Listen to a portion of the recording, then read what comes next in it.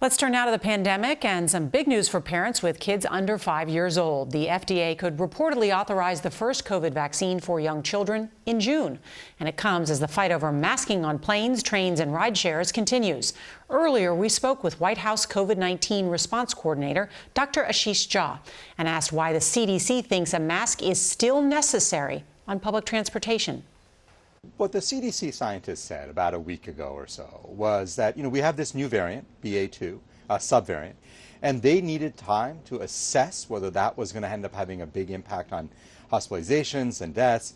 And they thought in this period of time we should continue masking up. And I thought it was a very reasonable determination by the CDC. You don't have to wear a mask at school.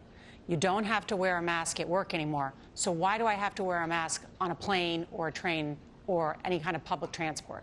First of all, travel is one of the few times where you're bringing people together from all over the country or all over the world into one area. When you go to school, you don't have a school full of people from everywhere in the world.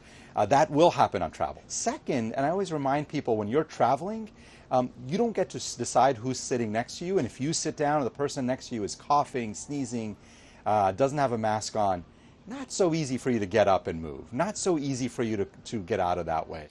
Let's talk about boosters, because there's a lot of confusion about when to get that fourth shot. First and foremost, that first booster, the third shot, that is critically important. It's absolutely critically important that every adult get that if they're 5 months out from their second shot. Now, if you've gotten that first booster, the question of should you get a second shot or not. What we know from the data from Israel is that people over 60, when they got that second shot, saw a substantial decline in not just infections, but in deaths.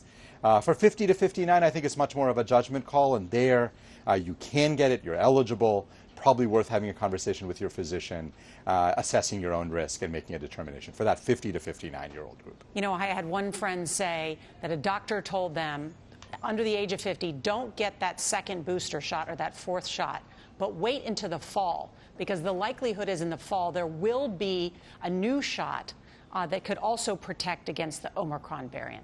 If you're over 60 and you're more than 4 months out from your booster, you should go out and get that second booster. I think that will offer a high degree of protection, and I've been very clear that I think the evidence is there for that. For people who are under 50, first of all, right now, the FDA has not authorized it. I don't think we have much evidence. The key is make sure you're vaccinated, make sure you've gotten that first booster. That's the best way to protect yourself.